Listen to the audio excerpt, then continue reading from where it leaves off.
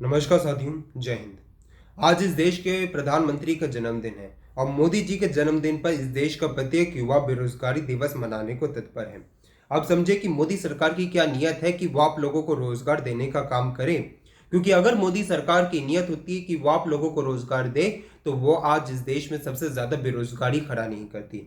अगर आज मोदी सरकार की नियत होती तो आज भारत, जहां पर विश्व में सबसे ज्यादा आबादी वाला देश है, वहां पर सबसे ज्यादा रोजगार के अवसर होने चाहिए थे।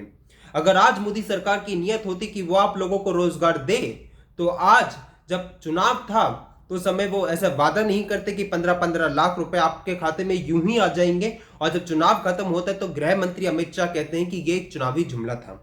आप समझे कि इस देश के युवाओं को रोजगार कहां से मिलता है। इस देश के युवाओं को रोजगार मिलता है कृषि के क्षेत्र से, छोटे मध्यम व्यवसायों से।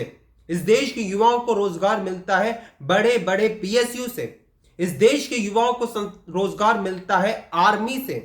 लेकिन आप ये समझे कि क्या मोदी सरकार आपको रोजगार देने का काम कर रही है या आप लोगों से रोजगार छीनने का काम कर रही है। अगर मोदी सरकार आप लोगों को रोजगार देने का काम कर रही है तो वो अग्निवीर जैसी योजना लाकर सेना में भर्ती कम करने का काम नहीं करती। अगर मोदी सरकार की नियत थी कि वो आप लोगों को रोजगार दे तो वो आपसे, आपके जो पीएसयू है, जो आपका अधिकार है, जहां से आपको सबसे ज्यादा रोजगार मिलते हैं, वो अपने मित्रों को बेचने का काम नहीं करती, जिसकी बदौलत आज पीएसयू में सबसे कम रोजगार उत्पन्न हो रहे हैं। आप ये समझिए कि अगर मोदी सरकार की नियत होती कि वो इस देश के किसानों को बढ़ाए, अगर इस देश के किसानों की जिंदगी को अच्छा बनाए, तो वो 3 काले कृषि कानून लाकर वो इस देश के किसानों का अपमान नहीं करती, इस देश में किसानों को खत्म करने का काम नहीं करती। आप ये समझे कि अगर छोटे व्यवसायों को, मध्यम व्यवसायों को अगर वो बढ़ाने का काम करती तो क्या आप ये सोचिए कि क्या सबसे ज्यादा बेरोजगारी होती इस देश में।